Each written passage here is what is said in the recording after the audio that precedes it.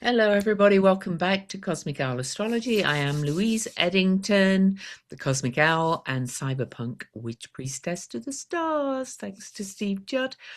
Anyway, I am. Oh, what a day. My life's still chaos. I don't know about yours. It's not in a terrible way, but there's so much going on. Like this morning, it's already 5 to midday where I'm recording this on Wednesday, the 10th. Yes, Wednesday, December the 10th. And I've had so many kind of messages and distractions that I'm only now getting to record this week ahead forecast. Oh, that was weird. Anyway, so as usual, this is the week ahead forecast for the week beginning December the 14th, which happens to be my birthday. My solar returns on Saturday the 13th, and a reminder that I am doing the free webinar for Kepler College on the 13th. If I don't put the link in the description, you can find it on the community posts and things as well, the link to register. It will be recorded. I believe Kepler sends the recording out to everybody that's registered, and they post it on their YouTube later. So, if you register for it, you will get to see it. So, anyway, I pulled as usual for the week ahead. So, December the 14th through to the 20th. Oh, then it's Christmas. I pulled some cards and we'll look at the cards at the end. So the cards that I pulled are Three of Blades. That's a bit ouchy card, but I'll talk more about that at the end. The Lovers, which is the Gemini card, which is unsurprising with all this mutable energy. And Temperance. And then I pulled one card from the Witch Oracle deck, and it's the Witch herself, the woman in total control of herself. So we'll look at those cards in detail at the end. And I'm going to share the chart as usual and go, no, that's not the right one. Bear with me. Bring it to the front and then I can share. Okay. Oh, gosh. I'm just going to shut some windows because I've probably got too many open again. No, I'll just leave it. Anyway, they will go back. I think they'll shut in a minute. This is the start of the week. I always set the time for Washington, D.C., Eastern Standard Time at the moment in the US. I use that time because I have to do it somewhere. And because a lot of stuff's happening in the US, it seems to apply anyway at the moment. So, but just to point out a couple of things where we're at the start of the week.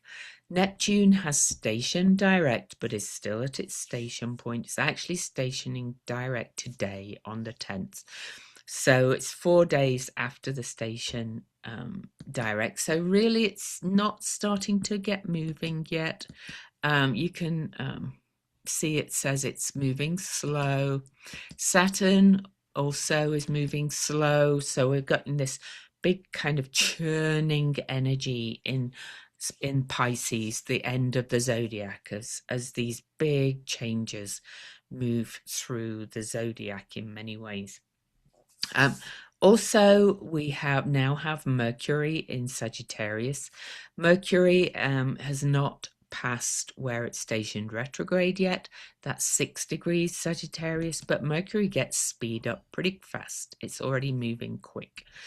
We've also, look at this Sagittarius energy at the start of the week. We've got the Sun, Mercury, Venus, Mars, Juno, and Hecate all in Sagittarius, but Mars is going to move out. We also start the week with the moon halfway through Libra, and we are in the waning moon stage. So the moon moves faster than the sun, and the moon is moving towards the sun. So we are now 5 days away from the powerful Sagittarius new moon, which I did a whole video on the 19th. The nodes are still at 13 degrees, but they are going to move off that degree. That was the degree of the Gemini full moon that was making a mutable grand cross of change back on the 4th, December the 4th, 10 days before this. And what else do I want to point out? Uranus is still retrograde, Jupiter's retrograde, Eris is still retrograde, Chiron's still retrograde. But things are slowly starting to turn around. The influence of these two is the biggest churn, to be quite honest. And when they start to gain speed, which we'll look at every week, things will really start to move. We'll be quite glad, I think, that the that the water grand trine between Jupiter in Cancer and Saturn in Pisces and all of these planets activating it is starting to fade, because it's been very, very kind of like that washing machine spin cycle. But Black Moon Lilith is still dipping out in and out of Scorpio and moving in and out of Sagittarius and activating it on and off. But it's really starting to pull apart. So it is very wild change energy, all in all. So where do we start the week then? We actually start the week with Mars squaring off to Neptune. Now, Mars and Neptune squares can be quite discombobulating, and Mars in Sagittarius is about taking action on your beliefs and kind of this will to find the truth and things like that. Neptune in Pisces is much more nebulous. So this is kind of like dampening your drive and your will. There may be a sense of being a little bit defeated, a little bit kind of shot in the heart. I felt it this morning myself. And we're 4 days away from this exact square, which is actually at 6:43 a.m. on Sunday. And it makes me think of this card that I'll be looking at the end, the Three of Blades, which kind of has this, the blades in the heart kind of thing. It's kind of like, oh, this is all too much, you know, the world's falling apart and I haven't got the energy to deal with it. So really on Sunday, on Saturday actually leading into this, if your energy feels quite low, you're being asked to really, the positive side of Sagittarius and Pisces is doing some meditation, doing some shamanic journey work, being by water, resting, really like letting the information come into you. Okay. Then the next big aspect on the 14th is that the Sagittarius sun will make a fire grand trine to Chiron. This is really about passion, to kind of bring some medicine in and heal some wounds, okay, and especially healing some more identity wounds as we move into this big portal of change. Meanwhile, as the sun, in fact, let me get that exact. The sun will make that unbroken flow aspect to Chiron. Not long after, of course, Mars has squared Neptune, and Chiron, of course, is in Mars sign. So here's Chiron again. Sorry, I've moved the whole chart around for you then. Here's Chiron in Aries. You can see the circle around it there. There's Mars. There's the sun trine to Chiron. You can still see that Mars is still making a square to Neptune. So really, there's a whole lot of in fact, for many of us, it's happening in the very early morning. The sun will trine Chiron at 7:36 a.m. So, many of us in the US will be asleep. So this is kind of stepping into dream time, like dreaming of what you need to do, what's hurting, what's the wound, what's the medicine, all kinds of things like that, and what action you can take after we move past this. So, but I wanted to get it to exact because the moon will also get 22 degrees as the sun trines Chiron, and the moon will oppose Chiron, the Libra moon. So, really, we're thinking about all our relationships, all our actions, all our beliefs, and our identity as we move forward. It's quite a potent moment of this is called a wedge, I think, the aspect. So there's a sextile between the sun and the moon.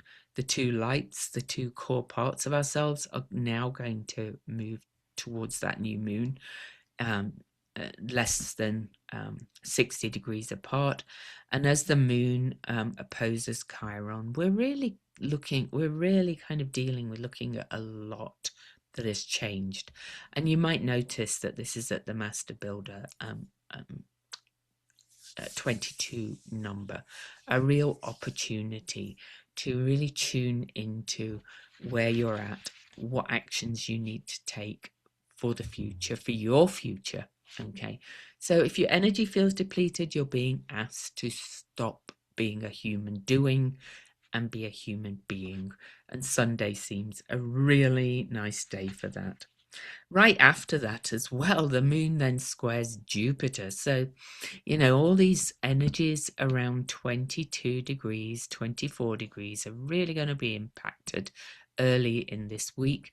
And the moon squaring to Jupiter in the moon's sign is again asking us to really kind of look at our basis of security, our relationships, our family. It's a real inward day. Okay. Also on the 14th, right after all of this, Saturn over here will be squared by Hecate. So you can see all these are moving together as well. And so we're at this crossroads. Saturn's still churning and moving slow in this tide turning thing. We're really being asked to let go of a lot of self-limiting beliefs and also, really, I'm going to say, let going of having faith in some of the structures and architecture of our society as it's all kind of falling apart around us in a lot of ways. That doesn't mean you can't be okay. Okay. It just means not kind of getting too wrapped up in what's happening out there and going within and seeing what you can do. After that, Mercury over here, you can see Mercury is trotting along now, already at 3 Sagittarius.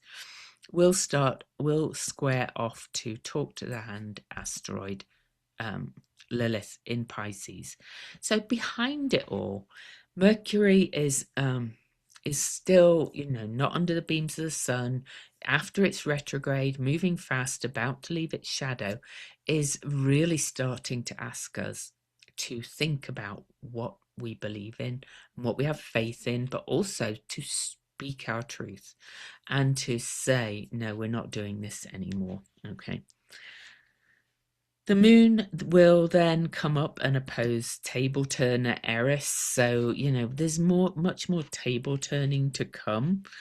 I'm not going to look at all the lunar aspects, but then Juno over here, she's our sacred contracts with each other, is making that unbroken flow fire trine to Eris, the table turner. So I think there's going to be a lot of people speaking out about women or the abuses of power and about how marginalized people are treated, but there's also going to be, in the consequence, a lot revealed to us about how these abuses of power, this big web of corruption, has been going down. Actually, Kathy sent me a post the other day. I'm sure we'll talk about some bits of that we're actually recording tomorrow, on the 11th. She sent me this post, and it's a good page to watch on Facebook if you want to follow it. Okay. The page is actually called Holy Incongruence. I don't know how reliable they are completely, but quite a few of my friends seem to follow it. And she's posting a lot about how she's connecting a lot of dots, and this is what's going to happen. So if you want to go and look at holy incongruence, there's an awful lot there that's really interesting about this web of connections of oligarchs and corrupt wealthy people that Cassie and I have been trying to look at, because the more we can see it, the more we can say no, we don't want to do that anymore. Okay, all right, so that's all to say that all this change energy is being activated. Then Venus, well under the beams of the sun, by the way, now. Venus is going to kind of come up and sextile Pallas Athena. I often call Pallas Athena Venus squared. She's like a diamond at the top, right? Pallas Athena is strategy, and Venus is speaking truth to power in Sagittarius, although a lot of it's kind of still kind of not right out in the public because Venus is in her underworld. But there's a lot of scheming and plotting below the horizon, if you like.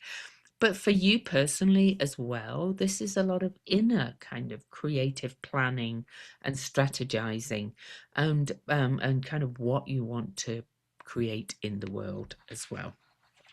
Then we actually have, and I'm going to get this aspect. Quincunx Uranus. I want to do a video on all these slow-moving planets and their aspects, or an article, but when I find time. But anyway, we have on Sunday evening on the East Coast, the Libra moon is over here and will trine Uranus, and quincunx Uranus, and will also then quincunx Neptune. Now, Neptune and Uranus are in this ongoing aspect, this sextile, along with Pluto, that will join the party when these two move back into Aries and Taurus. But on this day, December the 14th, we have a finger of destiny, or a yard, or a finger of fate, finger of God, whatever you want to call it, from Uranus in Taurus. Taurus is about our core values. It's also about the material world and our senses, shaking things up. I know a lot of people are a bit feeling a little bit uncomfortable about the economy. And then Neptune in Pisces over here at the very last degree of the zodiac. This is kind of like the end times in ways, but not that I believe in the overall end times, but it's the end of a time, pointing at Libra. Now, this is a particularly interesting one to me because and again, I've got to do another video about that one too. But we are going to have, oh, bear with me. My video is going glitch. Oh, I really want to. Oh, I don't want to get rid of that one yet. Save. I'm just going to get my list of Venus star points up. It was October the 22nd, 2022. Funnily, I've remembered the date now. We had the first Venus star point in Libra. And brief explanation, the Venus star points retrograde back through the signs, spend just over 100 years in a sign, and then move back into the next sign. There's always a little bit of a crossover. Okay, so, we get that one too. That's, we get like, so we're moving from Scorpio back into Libra.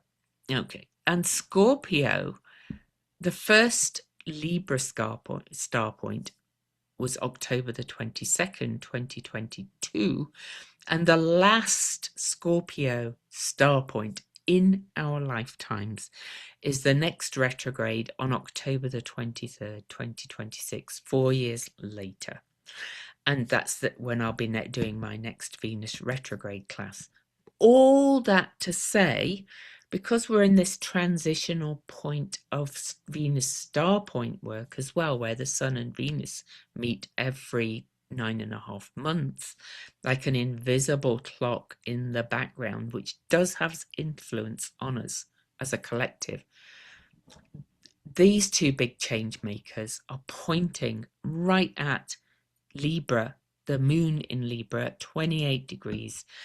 And the first Libra star point was at 29 degrees on October the 22nd, 2022. So something is starting to come around, and this finger of destiny is pointing to where we are, our focus is, and it's moving more into Libra, which is scales, balance, harmony, all of those things, right? Interestingly, the next Libra star point, though, is not till 2030. This is why we have to track these big cycles together. And after that, in 2033, we have the last Aries star point, and then we'll have 100 years of Pisces star. Oh, sorry, no. Yeah, last retrograde Aries star point. So we're moving from Mars guided star points, Scorpio and Aries, back into Venus guided star points, into Libra and Pisces. That's going to be a whole different vibe. Okay. But anyway, we have that finger of destiny on that day. So Sunday kind of feels very big, but it's very much about kind of what you are taking in, what you are learning, what you are understanding. It's a really good day for rest on that day, to find some balance. And at the end of the day, the moon moves into the sign of Scorpio for a couple of days. Okay, so let's move on to the 15th, and I'm just going to get the time earlier again. Not December the 1st, 15th. Anyway, December the 15th, I'll be in lovely Sedona, Arizona. We're going there after my webinar on Saturday, actually. Perfect day for all these energies. Going into the dark moon, it'll be nice there because you get great night skies. But on to December the 15th, the first activation that we get. But let me just, you can see the moon is in Scorpio there. Well, let me go through the lunar aspects first. The moon is in Scorpio. The moon will come up and square Pluto and conjunct Haumea. Remember, they're in an ongoing square, heading towards yet another square. They finish their squares in the spring of 2028, 2 a year. So we've got 2 more in 26, 2 more in 27, and 1 in 28. 5 of 13 squares. These are Fibonacci numbers, right? But anyway, take my Venus retrograde class to learn all about that. So, so the moon will activate those big change makers: regeneration, change, transformation, rebirth. I'm not going to look at the moon's minor aspects, but later on in the day, the moon will also sextile Pholus in here, which is cause and effect. Where have you been out of integrity? It's kind of like where we need to make amends in many ways if you talk about that. But you know, this is in the kind of architect of our society sign. This is the rules, the man-made rules, the laws, the structures, the institutions, but it's also the structures of your life. But anyway, it's you know, the moon is very much in its waning phase now, because it's in Scorpio and the new moon is in its is in the sign of Sagittarius, the next sign. It's really time to start releasing and setting seeds for the new lunar cycle. And then the first major aspect of the day, so I am going to move this to that, is that Mars moves into Capricorn. So there we go. Mars moves into Capricorn at 2:33 a.m. and Mars is moving fast now, so it's going to be quite a fast journey through Mars. It's going to oppose some of where it was last retrograde over in Cancer, so that's going to bring some stuff up from earlier in the year. But most of all, I want to say that Mars is said to be exalted in Capricorn. Don't you love these words? I find Mars in Capricorn, everything has its strengths and weaknesses, but Mars in Capricorn is really determined, can be really pushy, can be really like is ready to push that boulder up the hill. Now, that can be pushing against people too, of course, but you're going to be the positive energy of this, right? You're going to use this Mars in Capricorn to step into kind of, your backbone, kind of stand up straight and get right. I'm going to do this. I'm going to just like pile through. Capricorn is so determined. So I'm going to enjoy that actually, kind of personally. So were there any other big aspects on the day? The only other one, a couple I think are worth mentioning, is that Talk to the Hand asteroid Lilith in Pisces is making a water grand trine. So we do have some smaller water grand trines. There's still a bit of that spin cycle thing of the washing machine going on, because Hygeia's over here in Cancer as well, but that's not as strong as the ones with all the major planets. But the moon is going to activate this small water grand trine here. And the moon is going to conjunct Haumea. Haumea and asteroid Lilith, Talk to the Hand, are going to speak to each other. Remember, she is regeneration and rebirth. But birthing takes a while, right? We've got to sit in this kind of stew of amniotic fluid, of erosion and washing things away. And the only other two aspects I will mention is that Venus in Sagittarius will square off to Nessus, buck stops here, toxins, revealing abuses of power, and will also sextile, aspect of opportunity, Chariklo, the spinner of grace, helping us to do our part in spinning and creating the new paradigm we're moving into. Okay. December the 16th. I'm just going to leave it where it is because it's early enough in the day. Quickly go through the moon aspects. You can see the moon is in Scorpio still. The moon will aspect the moon's nodes. You can see they've moved back from the degree where they were at for the Gemini full moon, and that the Gemini full moon really was halfway between eclipses. So now everything is starting to move towards the next lot of eclipses that are coming up next year, and they are in February the 17th is a solar annular eclipse. That's a biggie. And a lunar total March the 3rd. More on those later. But now we're heading into those new eclipses. And, we feel eclipses coming ahead of time.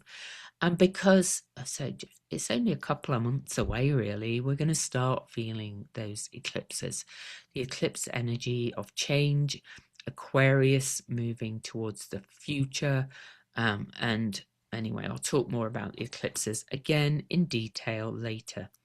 But they are big ones. And I will mention the lunar total eclipse on, March the 3rd is at 12 degrees Virgo Pisces, where the nodes are now. So you're going to start getting some foreshadowing of this eclipse energy, of this reset of what's coming. Okay. Saturn. Sorry, no, we're on. No. So I talked all about the nodes. You can see Black Moon Lilith is still in Scorpio, still activating the remains of that massive water grand trine that we had. She's kind of shame and rage and anger at what's been done. So that's still swirling around in many of us. And I laid into some guy yesterday, to be honest about it. But anyway, that's all right. Sun will make a fire grand trine to Eris, the table turner, standing up for outsiders, speaking out, speaking truth to power. I'm not going to go through all the lunar aspects. The moon will come through and activate the strategy and all of these things. We'll also trine Nessus, abuses of power, following the more major patterns. And of course, the moon is in Scorpio, which is a sign of secrets, lies, videotape, but also power games, manipulation, abuses of power. When we have strong Scorpio energy, there's often things come out about abuse and abuses of power. So I think there's more to come out about the files and more. 3 days away from their deadline to release the Epstein files. So we'll see how that goes. Saturn over here, well, Juno follows Hecate, so sacred contracts squaring off to Saturn. Again, more revelations, more revealing. Some of it is just going to kind of break boundaries of things that we thought were true and safe, to be quite honest. It already is, right? And then the Sun, lastly, on the 16th, comes up and squares Saturn and starts to move towards it again. The Sun won't meet well, that's going to be during the eclipses, so we'll look at that later. Anyway, okay, on to the 17th, because I don't want to be here all day. Because my birthday's coming up and I've got stuff to do. The Sun on the 17th will exactly connect with Juno, our sacred contracts asteroid. So Juno is in the heart of the Sun, shining a big old light, probably on where contracts have been broken, revealing more truth. We're going to get a series of Kazimis coming up, right? The Sun will conjunct Juno, the Sun will conjunct Hecate, but then Venus and Mercury will come up, but that won't be in Sagittarius. But all of this is new, is truth coming to light. All of this is major. Mercury has now passed the degree it went retrograde at, treading new ground, speaking new truth, revealing the files. Things are going to come out in some way or another. And it's global, this, right, by the way. I know a lot of you going, oh, it's always America. The Epstein files connections are global. Okay. So we still have the moon finishing up in Scorpio, still activating the remnants of this water grand trine. So this is not completely gone away. That feeling of being in that spin cycle of the washing machine. Black moon Eris is activated. Black moon Lilith is activated as the moon gets there as well. So this again is revealing, eroding, washing away, but also feeling very swirly and very emotional. There's a lot of emotion about right now in all of us. And the moon will then finish up the journey in Scorpio with a trine to Neptune, which is has moved a minute now, still moving slow. But as the week goes on, midweek, you can see Saturn has picked up speed. Saturn is now starting to move fast and catching back up to Neptune as they end this journey in the sign of Pisces. So things are going to keep changing faster and faster and faster.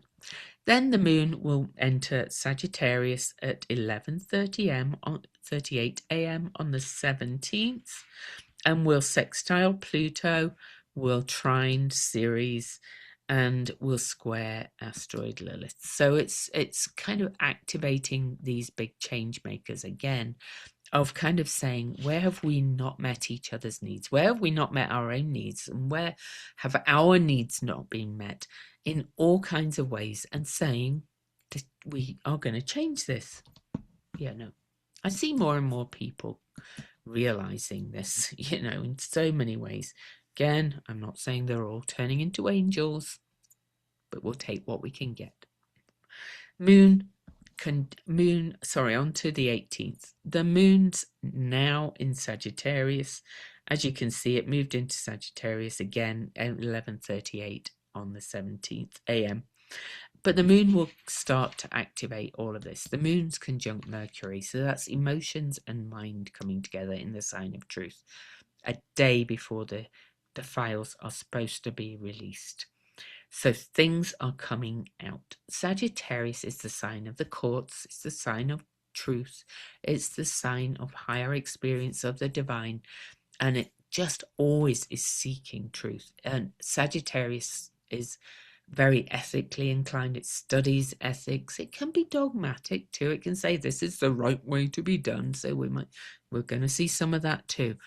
But this, to my mind, at this point in time, is truth coming out. And right after the moon conjuncts Mercury, the moon will move to 12 degrees and square the nodes. So the moon has moved all the way from the full moon on December the 4th at 13 Gemini to the opposite point and squares the nodes again before this massive new moon that we have. One other thing we have is that Chariklo and Pallas Athena meet finally, exactly. They've kind of been doing a bit of a dance together.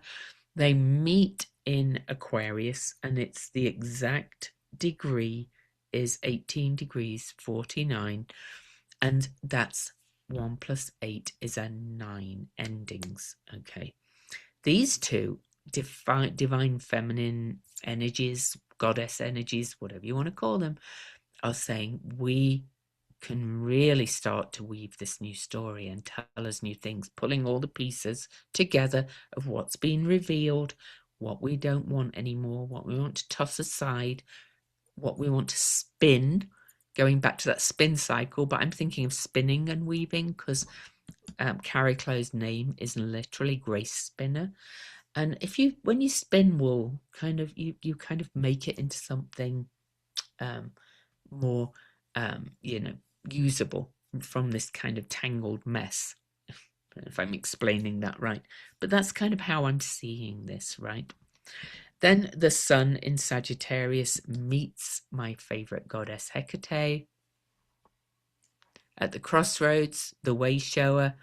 Which way are we going? We are going towards truth. And I am going to add at this point the galactic center back in, because these meet on the galactic center, which is also bringing in new truth and defragging our collective hard drive. So here is, so let me get the sun and Hecate exact.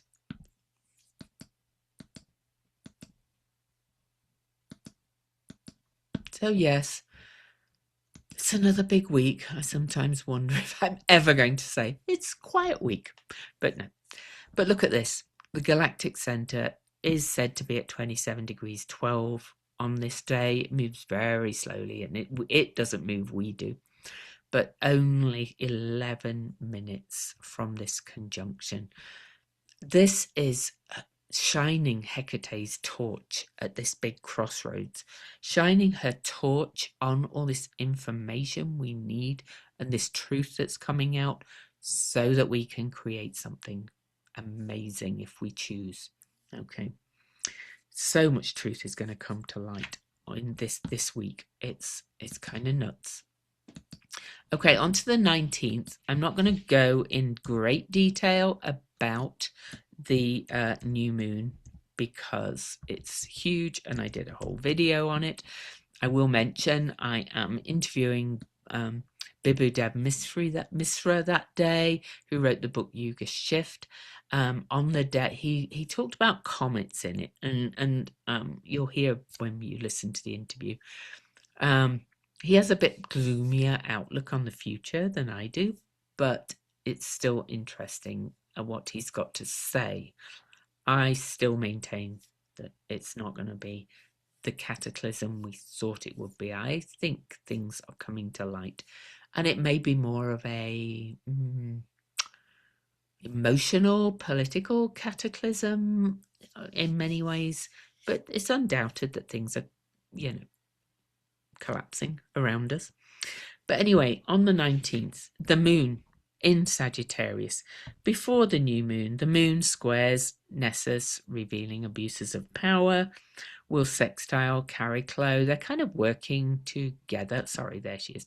And will sextile Pallas Athena. You can see they're all at 18 degrees. And Chariclo and Nessus have been in this semi-sextile for a while. She's kind of, Nessus is kind of revealing the abuses of power and the toxins and the poisons. And she is in Aquarius, weaving a new story from what we find out. That's kind of how I see it. So then the moon will sextile Pallas Athena, fire and air. This is very potent idea and truth energy, spreading like wildfire. You can see that Black Moon Lilith at the start of the day is at the end of Scorpio again, trining Neptune, which is still moving slowly, but still got the remnants of some of that water grand trine. But a little after that, Black Moon Lilith moves back into Sagittarius, but she is dipping back in and out for a while. But however, in addition, Jupiter is retrograded back to 22 degrees now. Saturn is now moving fast. They are still speaking to each other, but they're going to start moving apart now. Or, well, not apart, actually towards each other, because Saturn's that way, Jupiter's that way.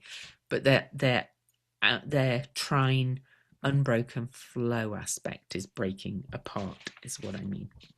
Okay, right then. Also on the 19th, the moon is going to come up, and I am going to get this one exact. So it's kind of like a Venus gate, but in her underworld. So it's away from us. She gets to 23 Sagittarius, which is a 5, a number of change. But this is really kind of saying, bring your heart and your feelings and work together on the truth that's being revealed in the dark of the moon, because we're in the no moon phase on this, right? So moon Venus conjunctions are always potent moments, and this is really quite emotional about what's coming out, I think, in my opinion.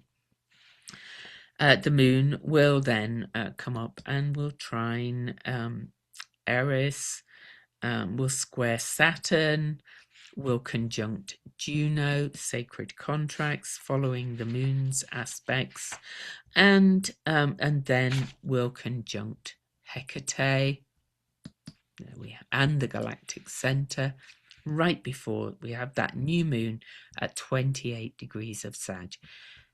A big day. This is a big day for major revelations. So, the new moon doesn't happen actually in exactness till 8:43 p.m. that day, but we're under it all that day.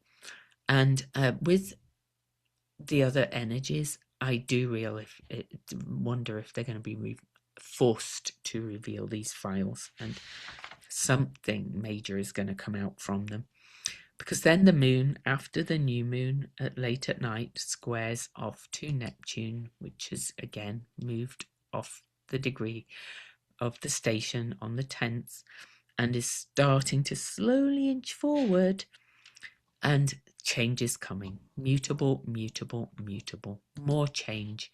And then at the very end of the day, the moon will enter Capricorn and join Mars. And by the way, I think the moon's out of bounds then. Don't forget the Mars is out of bounds, by the way, as well. So, gosh, all these things.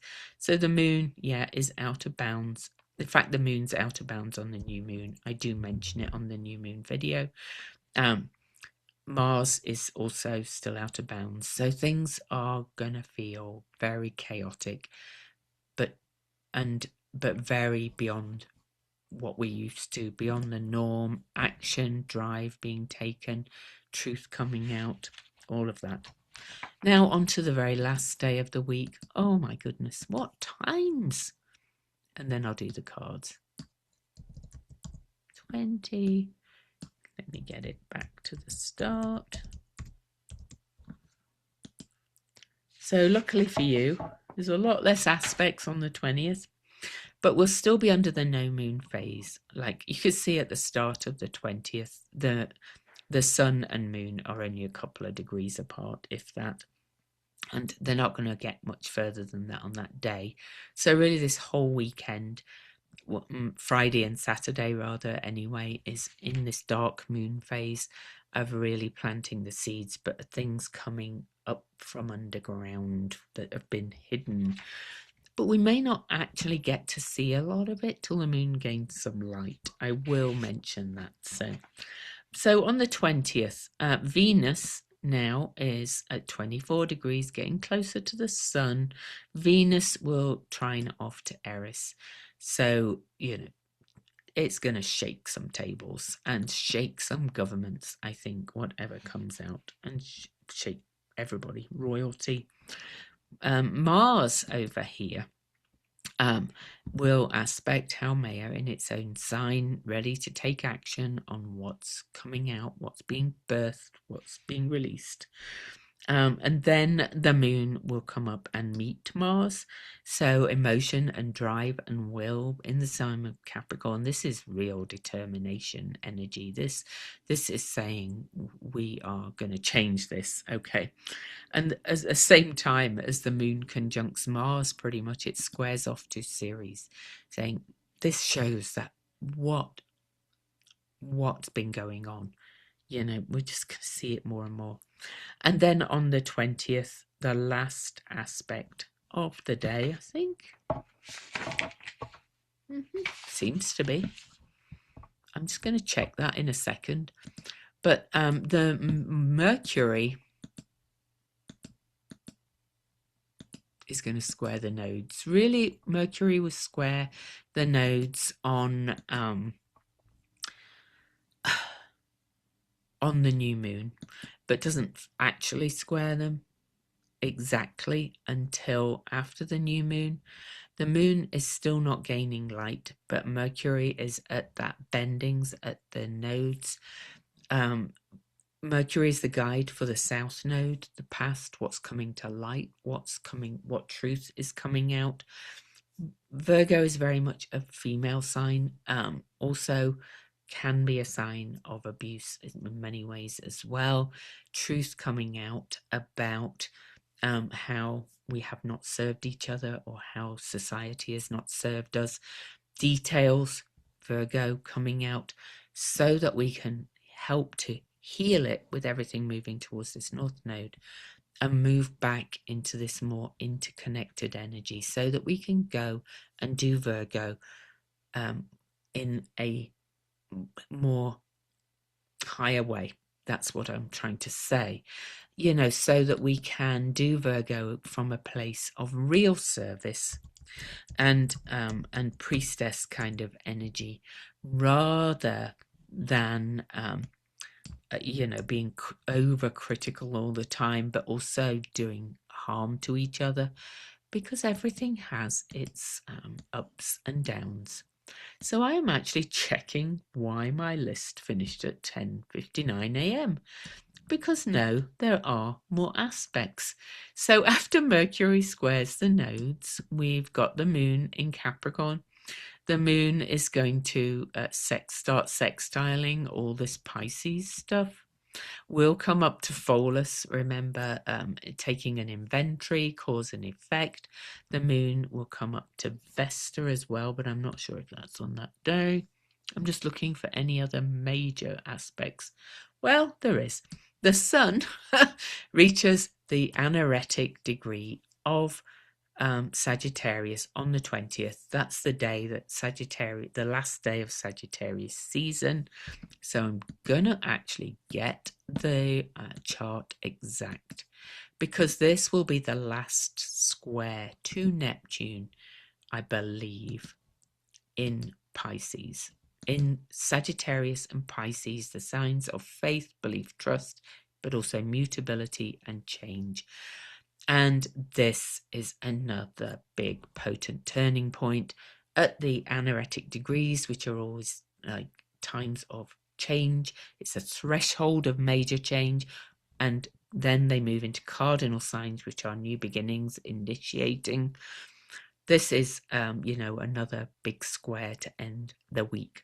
But this, again, the Sun is shining the light on truth that's being revealed to us at a rate of knots now. Then kind of it's up to us with what we do with it. Okay, let me make sure there's not much else I need to talk about on the 20th. Nope.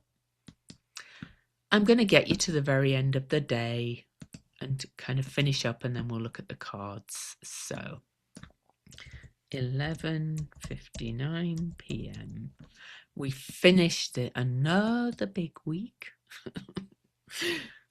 with the Sun about to move into Sagittarius. We'll move in on the 21st. We finish the week with the Moon 12 degrees Capricorn.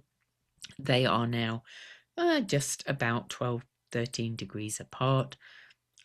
Next week, as we head into the holiday, the Moon will start to gain light and action phase will begin.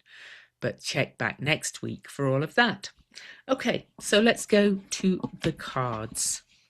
So 3 of Blades, which is 3 of Swords in many decks. Okay, 3 of Blades.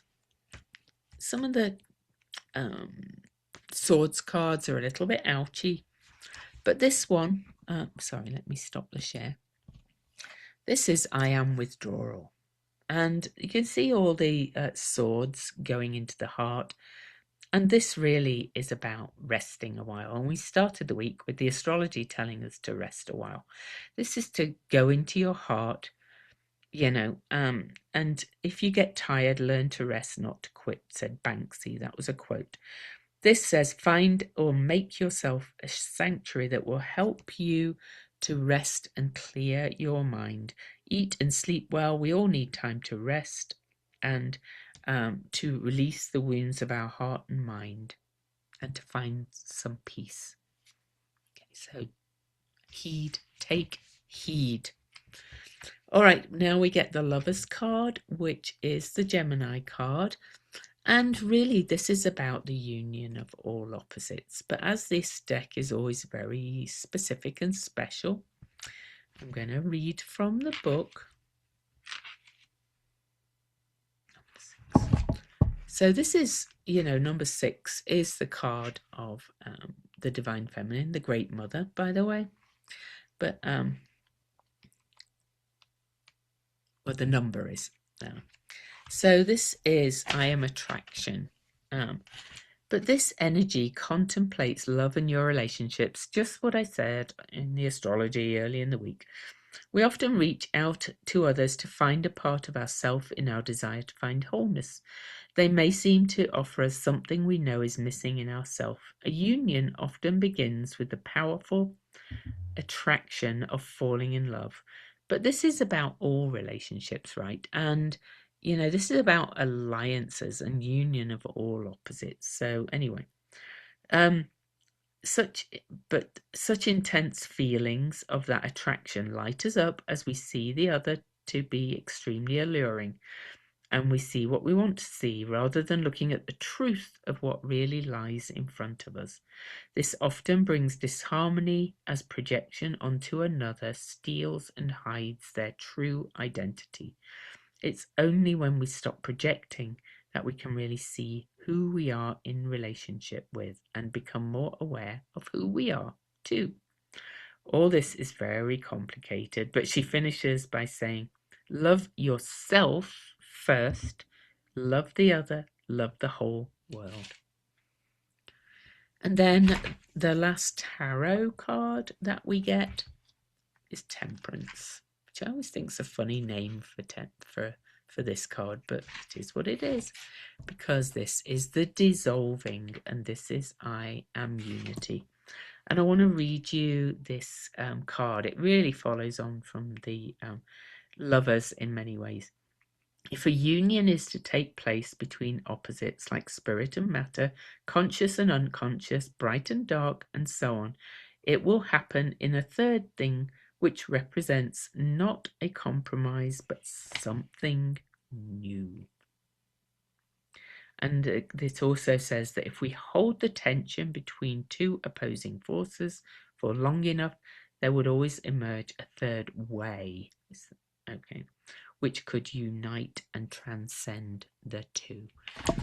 And I do think we're seeing this in the world, this kind of third way. Because it's like, we live in two different worlds, East, West, Republican, Democrat, liberals, whatever you want to call it. And it's been we've had this big illusion of separation, but people are finding things to come together on, and I think it's going to happen more and more. But anyway, one of my favorite cards. This is you for the week. Step into your inner witch. This is control. No woman alive today needs a dictionary to know what control means within a toxic patriarchy. Oh God, I've caught a reel of myself saying this just a couple of weeks ago, I believe. She experienced it 1,000 different ways before she hit puberty. It's alive in the curves of her psyche, in the expanse of her hips, in the marrow of her bones. It's domination and restraint, but in a balanced psyche and in a balanced culture, control can mean something else entirely. A witch experiences control through cooperation rather than competition. She's engaged with all the parts of her psyche in an attempt to coordinate rather than dominate. You are being asked right now to embrace all the inhabitants of your inner realm, because each deserves respect and a place at the table.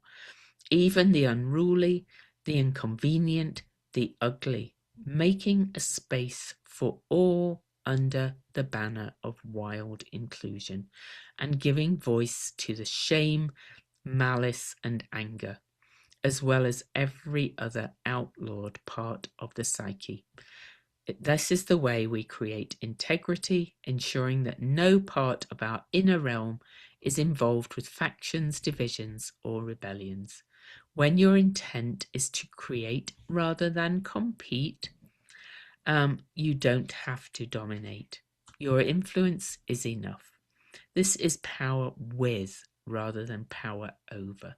Invite whatever is bothering you today into the realm of inclusion and assert your authority. Well, great, big week. So rest a while, go within. It's a dark moon.